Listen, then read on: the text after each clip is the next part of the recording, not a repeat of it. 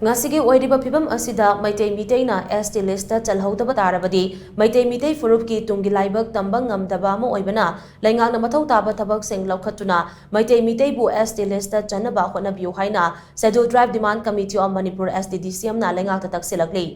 Meitei Meetei na ST list sanbagi matangda ngasi Stdcm na sinduna North AOC da laiba Hotel Fowoibida paugi mifam ama pangthokrai Stdcm gi maru oiba thomi kya yauna pangthokiba paugi mifam aduda Stdcm gi President Diras Yumnamna hai HOUJIK lamdam asida thokliba irang asigi yengduna chai asigi May 13 da famkiba Stdcm gi consultative meeting gi warep ki matung ina Stdcm na changsilakpa khongjang adu khara tapthaduna miyambu luchingliba kokomi gi thabak thoram singda solidarity piduna loop asina paikhalakpa thabak thoram singda angamba wakal amasung pangalna chingbagi mateng pangduna amadi yauksanduna lakpane mara asida irang asiga mari lainana manipura lakiba central leaders sing political parties singi delegates sing unaraga memorandum pisinduna Meitei Meetei na ST lista chanbagi maru oiba amadi HOUJIK thokliba irang asi Meitei Meetei na ST demand tawbaga mari lainade masidi lana pauthokpani haina marik chumna thamkibani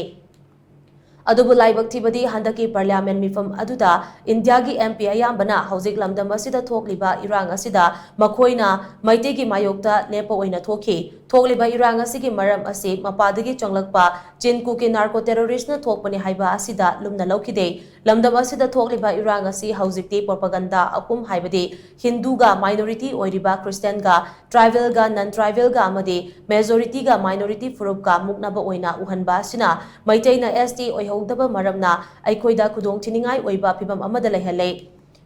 PHIVAM asida ngaside Meitei Meetei na ST lista chanbagi maru oiba chauna leirakli loinana Meitei Meetei na ST list chanbagi khongjang asi hena kansinba mathau taraklei mara asida aikoina khangjinba yaba amadi Assam gi tai ahom phurup yauna PHURUP nimfu mathoi ST lista chanabagi Rajya Sabha da bill ama kumchalisingani taramapan gi January 8 da puthokibani bill asi HOUJIK fauba pending da leiri bill asi parliament hek phambaga matam amada hekta pass tawba yabagi thakta leiribani loinana bill asi lakadoriba Lok Sabha mikhal gi mamang da puthoktuna pass tawkiba yana leiri bill asi pass tawkrabadi North East region da ST list yauhogdaba PHURUP asi Meitei Meetei khakta oihogduna PHURUP asi aruba phibam amada lehoragani maram asina Meitei Meetei na ST list sanaba mathou taba thabak sing leingak na lokhatuna Assam gi PHURUP sing asiga punna ST list ta chalhaunaba khonabiyo hiramasiga mari leinana ngarang chief minister da memorandum ama pisinkre haina pangna makha taki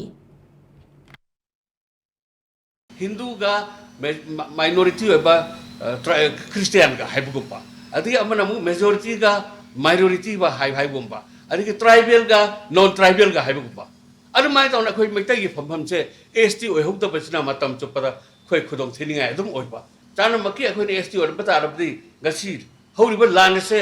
khoi no next season mayok na dana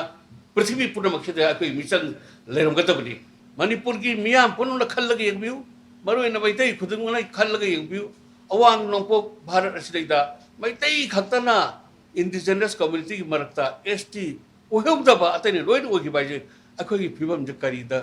kari khudong thiningai oikraba akhoi isolate tawkhradaba miyam gi population na tongana tadana akhoi misang sanga amata leitadana akhoi onthok da luro phibam da lehogdoriba badu thara yadada leiraba position aduneba aduna tangai fadana akhoi ST se oinda bagi damakta Manipur sarkar na HOUJIK athubada court ki rai amandasu chahi amagi manukda